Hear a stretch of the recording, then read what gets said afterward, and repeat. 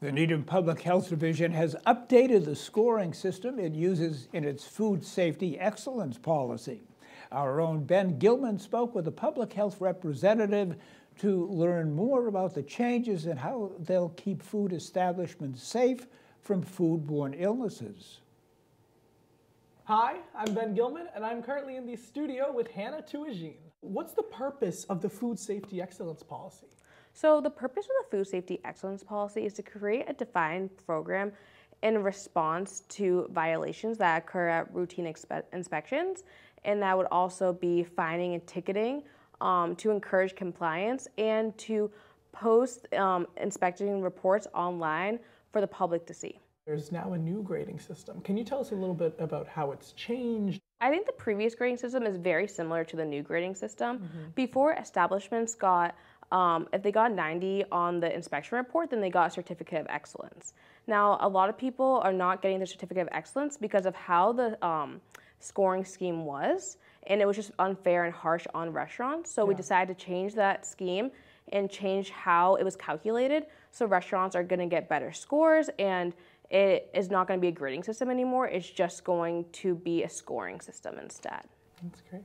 So tell us a little bit about the new grading system. So inspectional software will automatically calculate the score, and that will be on the right-hand corner of the page. So just like school, it'll start with 100 points for each establishment. And after that, if a priority violation is found, 5 points will be taken off. If a priority foundation violation is found, 2 points will be taken off. And if a core violation is found, 1 point will be taken off. What are some examples of a violation, and what happens if an inspector finds a food establishment that violated the food excellence policy? Yeah, so there are 3 different types of violations.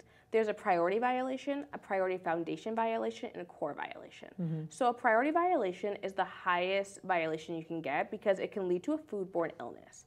So this is not cooking chicken to temperature, this is like improper hand washing of food handlers, and it's like droppings in the food. Now, a priority foundation violation can lead to a priority violation, and it requires neglectful items. So this could be not having a thermometer to temp the chicken that could potentially be served to customers. This is not having a hand washing station stocked with stuff, just not having cleaning supplies ready to make sure that surfaces are properly cleaned when dealing with like raw foods.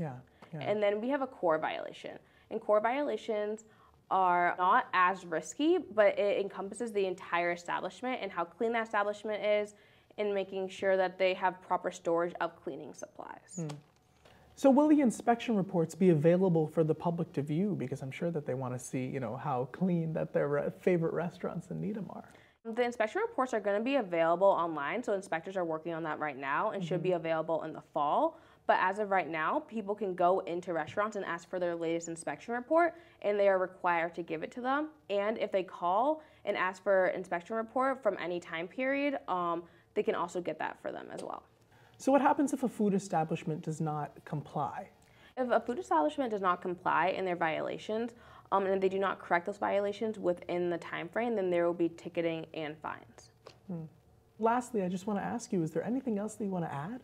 Yeah, I think this policy is a great way to make sure that restaurants are complying and that there's less violations, especially high-risk violations that could lead to foodborne illnesses.